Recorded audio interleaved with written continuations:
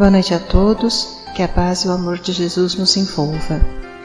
Vamos elevando os nossos pensamentos, nos ligando com o nosso mentor individual, com Joana de Ângeles, Irmã Rosário, Irmã Teresa e toda a espiritualidade amiga nesta casa. Vamos nos ligar com nossa mãezinha querida, Maria de Nazaré, pedindo a ela que nos envolva em sua luz, em sua paz e que nos acompanhe em nossa ligação com Jesus, nosso Mestre. Mestre, estamos aqui reunidos para mais um estudo do Teu Evangelho e lhe pedimos, derrama sua luz sobre nós, se faça presente entre nós nesta noite. Auxilia-nos no entendimento e na aplicação dos Teus ensinamentos em todos os momentos da nossa existência. De mãos dadas a Maria e a Jesus, chegamos à presença do nosso Pai. A Ele agradecemos pelo que somos, pelo que temos, pela oportunidade desta encarnação e elevamos os nossos corações e pensamentos em louvor e agradecimento, dizendo a Ele: Pai nosso que estais nos céus, santificado seja o vosso nome, venha a nós o vosso reino, seja feita a vossa vontade, assim na terra como nos céus.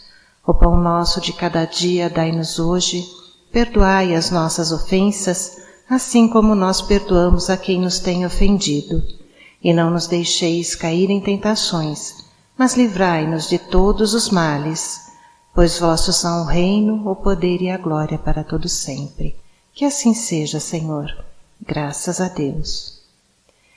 E vamos nos ligando neste momento com as equipes de tratamento da casa. Vamos pedir a luz branca do Cristo sendo projetada sobre todos os nossos assistidos, para que eles recebam dessa maneira a luz, a paz e uma harmonização. Vamos nos ligar com as equipes de P2 e pedir a projeção da luz azul em todo o sistema nervoso central dos nossos assistidos, trazendo o equilíbrio e a força para esses centros de força. Vamos nos ligar com as equipes de CH, pedindo a projeção da luz rosa no cardíaco dos nossos assistidos, para que a confiança, a fé e a esperança se fortaleçam em cada um deles. Nos ligamos nesse momento com as equipes de P3B e pedimos a projeção da luz branca do Cristo, da luz azul, na mente e no coração de cada assistido. Vamos pedir também que sejam feitos todos os cortes de ligação que se fizer necessário e que essas energias sejam levadas para o astral para o melhor tratamento. Vamos pedir a projeção da luz azul que vai envolver o sistema nervoso central, periférico e neurovegetativo. Um rosa claro no cardíaco para aumentar os bons sentimentos, um amarelo claro no frontal para fortalecer os pensamentos positivos, a confiança e a ligação com o mentor individual, e uma cúpula rosa clara vibrante da cabeça aos pés para que o tratamento permaneça até quando for necessário. Aos assistidos de saúde, vamos pedir a projeção das cores do arco-íris, que eles fiquem envolvidos numa cúpula protetora até quando for necessário. Que assim seja, Senhor. Graças a Deus. Convidamos a todos para que assistam, neste momento, à palestra que será posta no ar. Que assim seja. E com muito amor e gratidão, vamos envolvendo o nosso querido Valdir, que trará a palestra desta tarde. Que assim seja.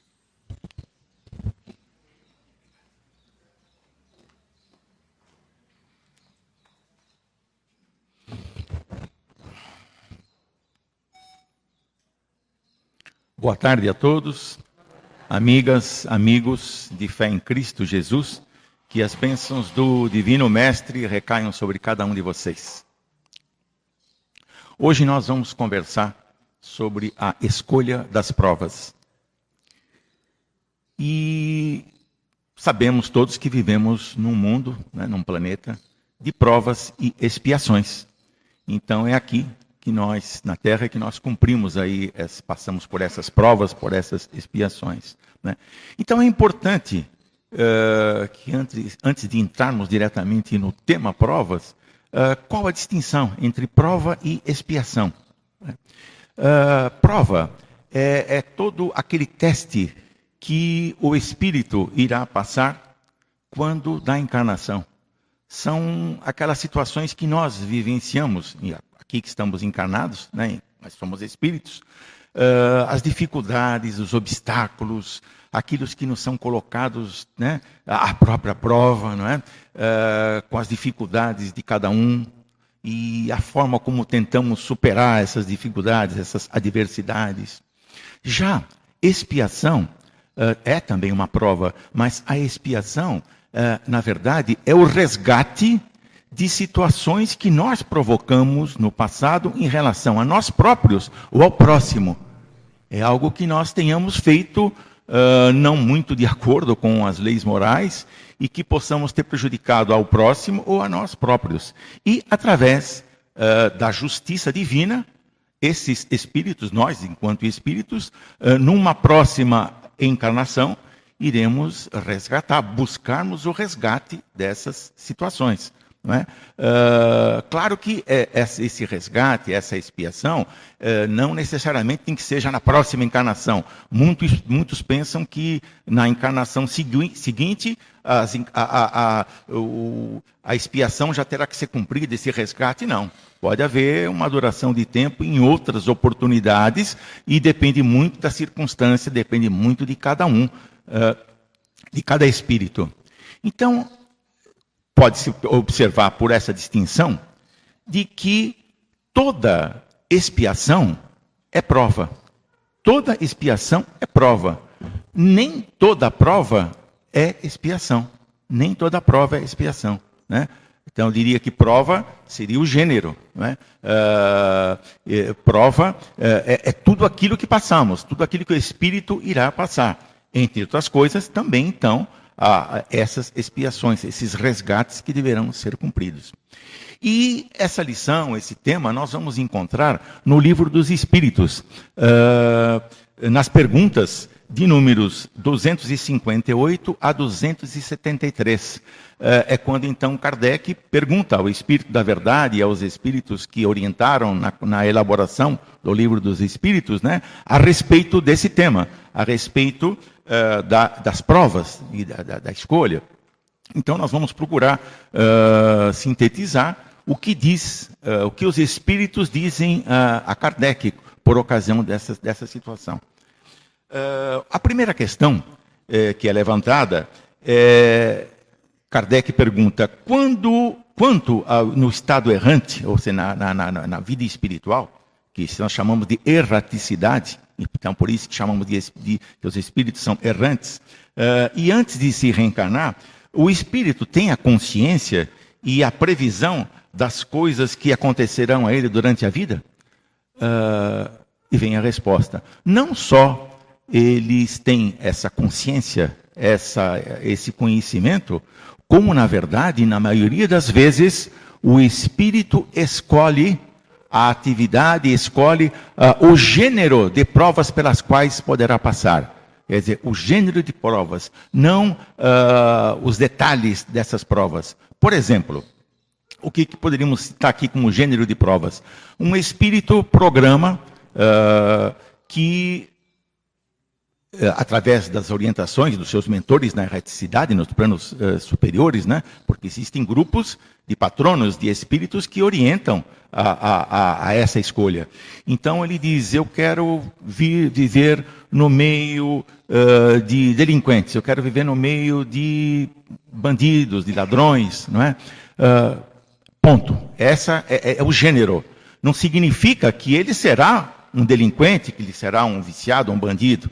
Ele poderá ser alguém que venha trabalhar na correção dessas falhas. Alguém que pode vir a trabalhar num sistema penitenciário, né? Que poderá ser um assistente social, né? Alguém que vai lidar com essas criaturas, não necessariamente que ele venha a ser um bandido, entendeu? Mas alguém que estará no meio desse gênero. E as circunstâncias os detalhes que são definidos à medida em que as coisas vão acontecendo. Então, ele não fica sabendo, não há consciência de todos os detalhes, o que vai fazer, o que vai deixar de fazer, né? Se o indivíduo virar numa circunstância em que ele irá casar, se não irá casar, se terá filhos, não terá filhos. Então, são os gêneros de prova. Da mesma forma, aquele que diz, eu quero nascer no meio, pretendo reencarnar no meio da riqueza. Quer dizer, então, veja, por sinal, que a riqueza é uma das provas mais difíceis, mais contundentes que existem para serem cumpridos. Porque, de repente, ele poderá ser um indivíduo que busca, que objetiva alguma coisa enquanto espírito, e na prática poderá ser alguém com avareza, alguém com egoísmo, né? Então, quando se projeta a vida futura, quando se projeta o retorno à vida espiritual, sempre buscando, amigas, amigos, o crescimento moral, o crescimento espiritual. Lá no espaço, o espírito projeta a sua evolução. Ele é orientado pelos mentores pela sua evolução, pelo seu crescimento. Porque o espírito tem, como nós temos aqui encarnados, o livre arbítrio. Ou seja, a liberdade de fazer aquilo que ele acha que deve fazer. E a sua responsabilidade. Quer dizer, então, é medida o grau de responsabilidade desse amigo, desse espírito que vai reencarnar. Então vem a questão, mas não é Deus que define todas as coisas? Porque o espírito pode ter a escolha? Sim, nada se faz sem a essência final de Deus, evidentemente. Mas o espírito tem essa liberdade de escolha a partir da sua evolução. Tudo depende do seu grau de evolução. Isso é importante frisar. Então, um espírito, vamos chamar de espírito primitivo, que ainda não tem uma noção, que não tem uma consciência. E vocês sabem que todos nós, ao nascermos a primeira vez, nascemos simples e ignorantes. Tá? Então, naquele momento, nós não tínhamos a noção do que seria uma encarnação. Então aí existe um direcionamento, uma orientação divina, no sentido das primeiras orientações. À medida que esse espírito vai reencarnando sucessivamente e vai adquirindo conhecimentos, e vai adquirindo situações de domínio das circunstâncias e dos detalhes, esse espírito pode então, como os espíritos nos dizem, vir então estabelecendo e programando a sua reencarnação. Então é importante que a gente frise que o espírito não vai conhecer os detalhes. O espírito conhece o gênero, tá? Até porque, isso também se torna importante, que quando nós reencarnamos, quando nós vamos nascer, né? Quando seremos a criança, o bebê, o espírito esquece tudo. Tudo aquilo que nós programamos, né, no plano de reticidade, no plano, aquilo que foi programado, que foi escrito, que foi direcionado, nós esquecemos, porque senão não haveria mérito nenhum. Quer dizer, ao reencarnar, nós saberíamos aquilo que efetivamente temos que fazer de bom e aquilo que não devemos fazer, que não seja bom, entendeu? Então, e veja que é importante esse esquecimento, porque aí é que cada um de nós vai ser posto à prova, se realmente nós aprendemos lá em cima aqueles ensinamentos, se aquilo que nós nos dispusermos a cumprir, porque somos nós que assumimos um compromisso, é o espírito que assumiu um compromisso. Não foi a espiritualidade que disse, não, você vai fazer isso ou aquilo, salvo, como eu disse a você, aqueles espíritos de primitivismo, aqueles espíritos dos silvícolas, aqueles que não têm nenhum entendimento, nenhum conhecimento, vivem na barbárie ainda, tá? Então isso é muito importante de se antever. E aí vem perguntas seguintes, né? Em que na pergunta 259, que diz o seguinte: se o espírito pode escolher o gênero de provas, conclui-se que todas as atribulações, os problemas, foram previstos e escolhidos por eles, pelos espíritos? Sim, realmente. Os espíritos sabem, em função dessas orientações que receberam e viram nas suas telas aquilo que aconteceu, aquilo que fizeram na vida passada, na vida pregressa, eles têm noção de situações passadas para poder, então, ou através do resgate, ou através de situações outras, em que voluntariamente ele escolhe as provas. Pode acontecer dele voluntariamente escolher as provas. Por exemplo, um espírito já evoluído, um espírito que teve passagens e passagens na Terra, mas em que ele tem muito mais qualidades do que defeitos, em que ele tem uma situação mais evoluída espiritualmente. Esse espírito pode, para diminuir o seu resgate, para diminuir aquilo que ele deve, para diminuir os seus débitos, ele escolhe uma determinada missão.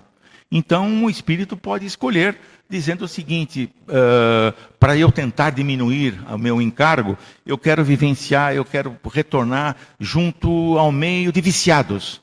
Veja o risco que essa criatura, que esse espírito passa, que esse espírito corre, porque ele virá numa condição em que ele vai se envolver com outras criaturas, esquecendo aquilo que ele prometeu.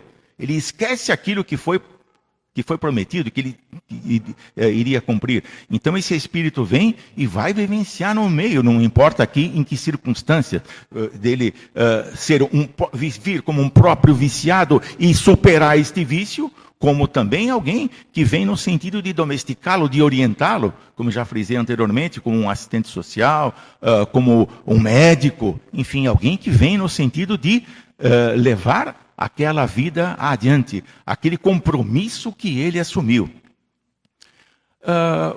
Outra pergunta também que se faz.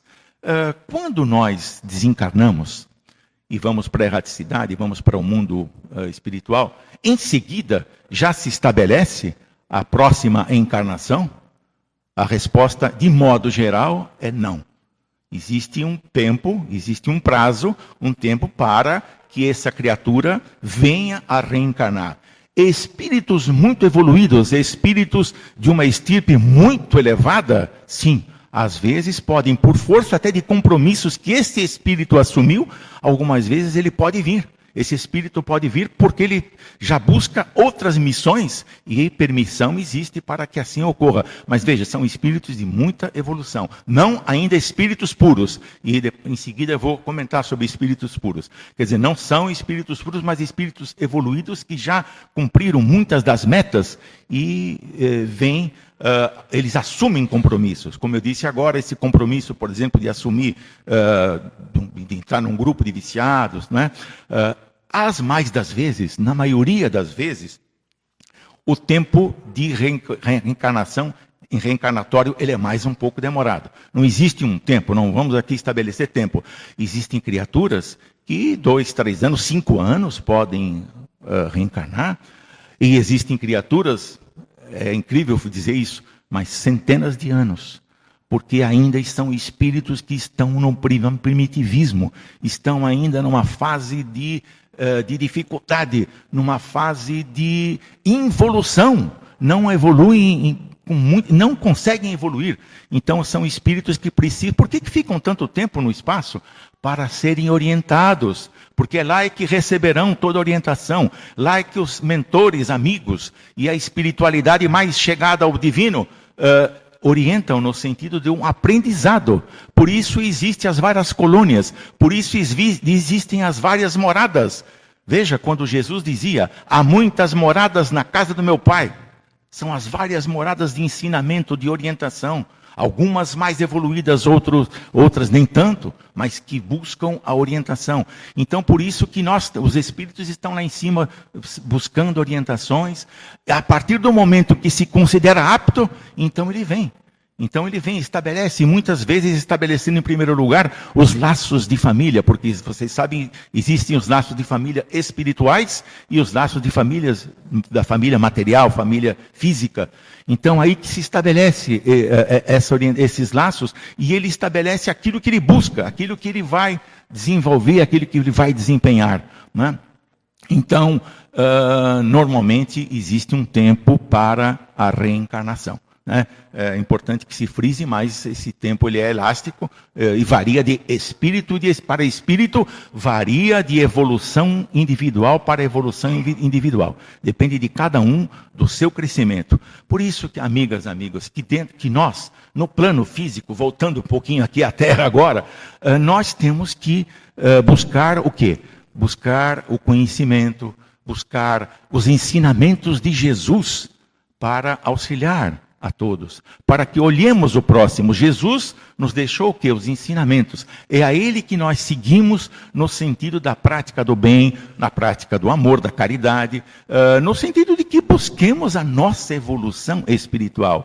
E foi aí que Kardec, através daquilo que recebeu dos Espíritos, nos deixou os escritos. E é impressionante, é importante que todos leiam este capítulo no Livro dos Espíritos, que tem lá perguntas a perguntas, né? Eu, em função do tempo, estou me limitando àquelas mais importantes, porque são várias perguntas, como eu disse a vocês, que vai do 258 à questão 273. Então, são várias e várias questões que se fazem, né? Por exemplo, uma outra questão que se levanta, a questão, pode um espírito no mundo espiritual, estabelecer a profissão que ele vai escolher, que ele vai desenvolver na encarnação seguinte?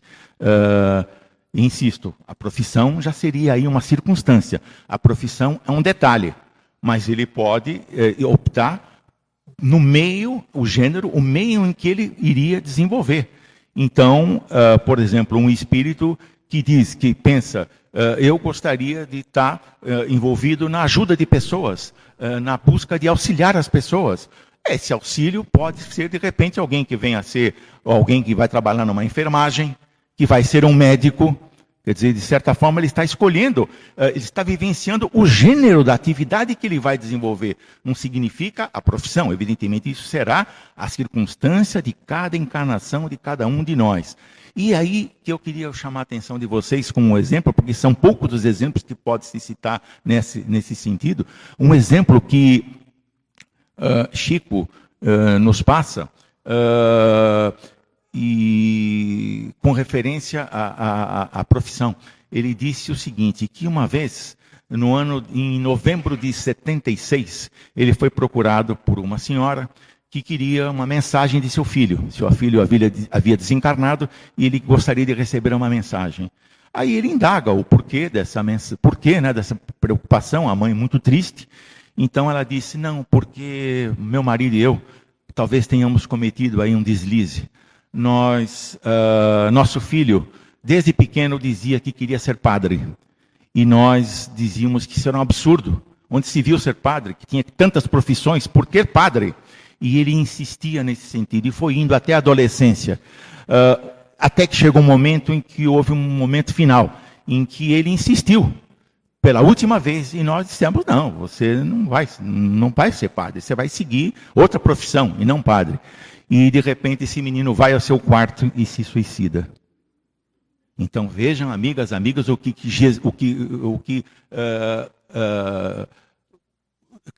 ele quis dizer para nós, o Chico, de que existe o livre-arbítrio e que existe a posição daquilo que cada um busca. Então, não significa que ele já estava estabelecendo uma profissão, mas era algo que ele trazia muito possivelmente dentro de si, até ter essa triste realidade, né? Então, essa triste final.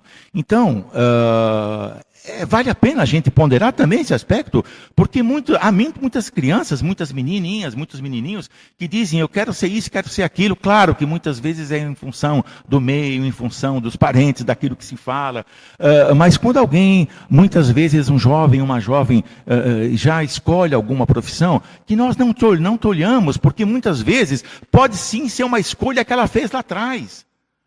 E de repente nós queremos que o filho ou seja médico, ou engenheiro, ou advogado, e de repente ele não quer nenhuma dessas profissões, ele quer uma outra profissão, e ele vai ser aí um engenheiro frustrado, um médico frustrado, um advogado frustrado. Então há muito cuidado nesse aspecto. Chico nos alerta sobre isso, dos cuidados, não que não se estabeleça, entendam bem, eu não estou dizendo que nós vamos, que na reticidade se escolhe a profissão, não é isso, se escolhe o gênero, mas às vezes há criaturas que vêm já com essa condição, que que querem, desde pequeno o menino já sabe o que quer, já busca. Então, muito cuidado ao quererem fazer a cabeça do jovem. Tá? Muito cuidado nesse sentido. E gostaria de passar um exemplo para vocês, uma situação que ocorreu no plano espiritual, ocorreu numa das colônias, que foi com André Luiz, lá no nosso lar. Vocês sabem que Nosso Lar é a colônia, né, dirigida por André Luiz. Já houve até um filme sobre isso, são livros, né, dele. Enfim, e isso ocorreu com André Luiz, enquanto estava aprendendo, buscando conhecimentos no Nosso Lar. E está num livro escrito em 26 de fevereiro de 44. Veja, um livro, um dos mais antigos, né,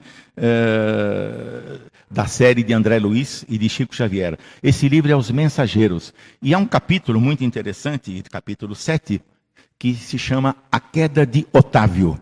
Então é uma história que, de certa forma, vem dizer aquilo que a gente tentou passar para vocês, porque é um tema bastante extenso, mas nós procuramos aqui ser mais sintéticos possível, porque dentro da nossa limitação, obviamente, de tempo.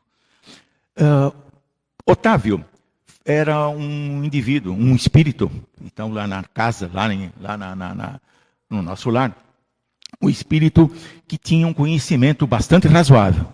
Um conhecimento até bem evoluído da vida espiritual.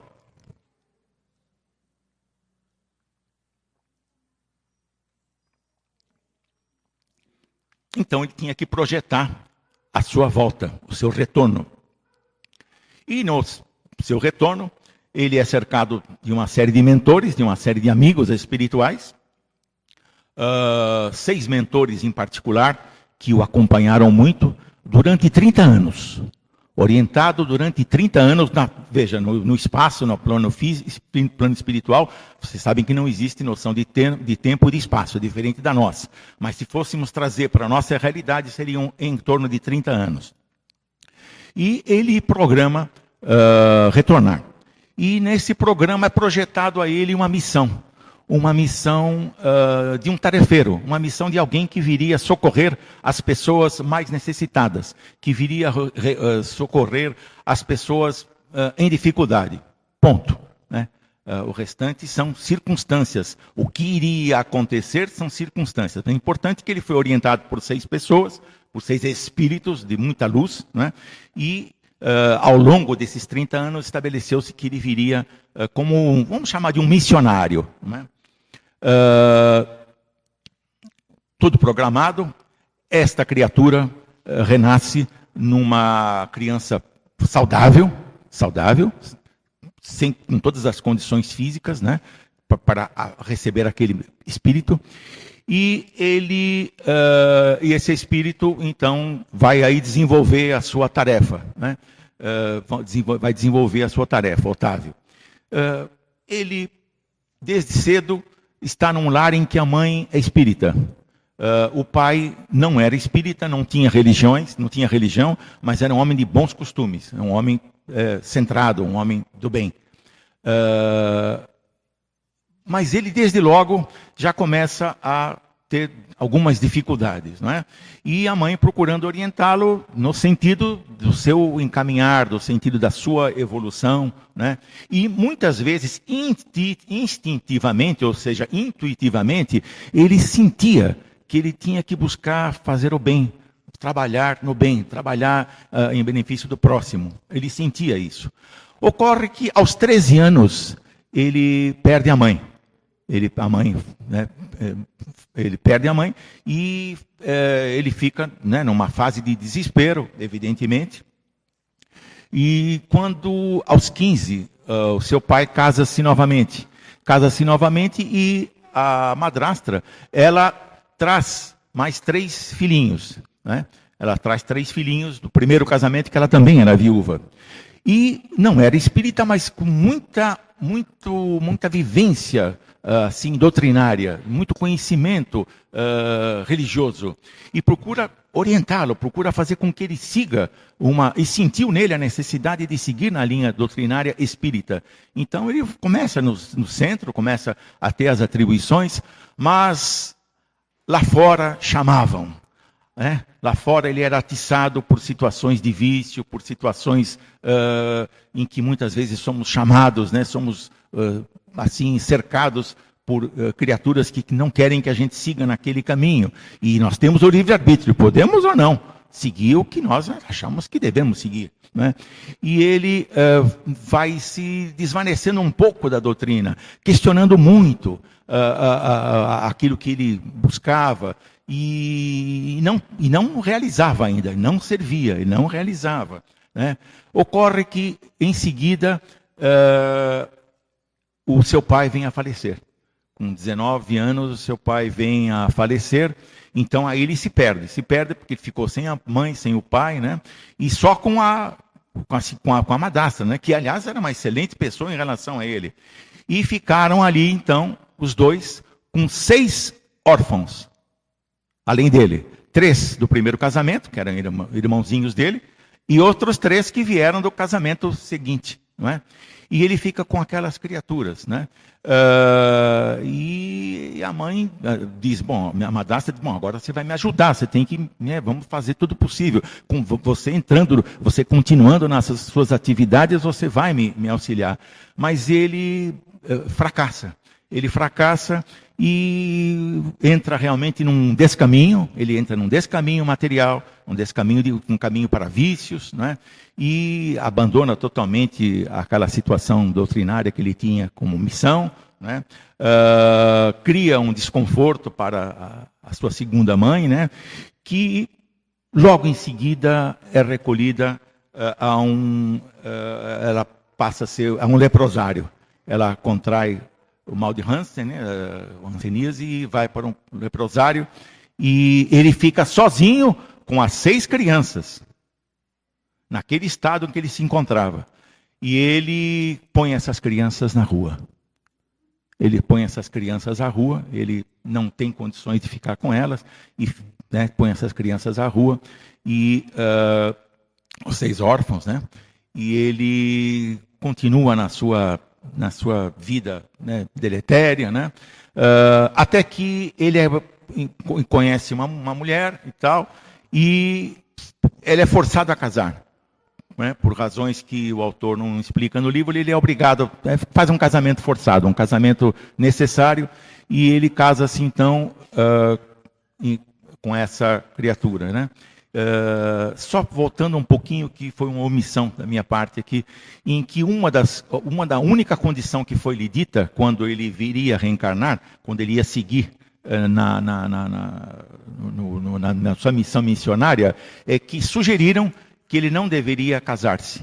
Por quê? Como missionário, muito possivelmente, né, pelas funções que ele teria, imaginava-se que ele iria desenvolver muitas e muitas atividades, e que ali o casamento talvez não fosse muito confortável em termos do atendimento, daquilo que faria para terceiros. É um detalhe que passou. Mas, enfim, ele casa-se, mas é um casamento totalmente difícil para ele, um casamento terrível, em que nasce, aí ele tem um filho natural, filho dele, em que vai crescendo, e ele e a mãe transformam a vida desse rapaz num verdadeiro inferno. Se transforma a vida dele num verdadeiro inferno. Ele entra definitivamente para o mundo das drogas, com remorsos, porque ele passa muitas vezes a vislumbrar aquilo que havia sido projetado, e isso acontece na nossa vida física. Muitas vezes nossa consciência bate e nós não sabemos porquê, nossa consciência nos chama muitas vezes em função de situações, de erros, né? E começou essa consciência a chamar, e ele veio a falecer, a desencarnar com 40 anos, né? Então ele vai ao plano, é aí que está a história, se segue, né? Então, e ele então cai, ele diz, fracassei porque não cumpri tudo aquilo que eu prometi, tudo aquilo que eu me incumbi de fazer, eu nada fiz, só fiz coisas erradas, só fiz coisas que traíram aquelas criaturas que me ajudaram, né? E ele vê lá aquelas 6 criaturas que ele havia abandonado. Aquelas 6 criaturas foram aqueles 6 espíritos de muita luz que o ajudaram a reencarnar. Aquelas 6 criaturas que ele pôs na rua, na amargura, foram aquelas 6 criaturas que durante 30 anos, no mundo espiritual, que o auxiliaram no sentido da sua reencarnação. E ele diz, perdi a encarnação. E é quando André Luiz, então, que também estava em aprendizado. André Luiz diz para que tivesse calma, para que não se desvanecesse, né? Para que não se desesperasse. E aí é que surge o imprevisto da história. 2 daquelas criaturas que também o auxiliavam, que não se pronunciavam quanto eram, essas criaturas se apresentam a ele, criaturas de nome Isaura e Isabel, que eram a mãe e a madraça dele. Se apresentam a ele e dizem, não, filho, você terá novas oportunidades. Você vai, evidentemente, ter momentos de sofrimento, de amarguras, o seu aprendizado será longo, mas você terá oportunidade de retorno, porque Deus permite a todos essa oportunidade de retorno. Não existe o encerramento de atividade do Espírito. O Espírito, mesmo que não bem sucedido, ele tem a oportunidade, daí a grandeza da divina, da grandeza que temos em Deus, no sentido de dar oportunidade a todos nós, filhos, para que voltemos, para que busquemos resgatar as nossas dificuldades, fazer o nosso resgate, buscar através das provas o nosso crescimento, porque nós estamos nesta vida, estamos num mundo de prova, de expiação, num mundo de dificuldades. Vivemos num mundo de dificuldade, evidentemente, porque assim somos levados, porque assim viemos, e nós é que formamos este mundo de prova e de expiação. Então, que nós possamos refletir sobre a lição, no sentido da nossa evolução, da nossa vida física, daquilo que temos que desenvolver, e da nossa vida espiritual, enquanto encarnados, que aqui estamos, e também em termos do nosso futuro, do nosso eventual sucesso, que assim devemos buscar, sempre seguindo na linha do bem e buscando as orientações, buscando os ensinamentos de Jesus, porque ali é que está essa verdade, e essa verdade de Jesus é que nos conduz e conduzirá a Deus um dia. Graças a Deus, que Jesus abençoe a todos.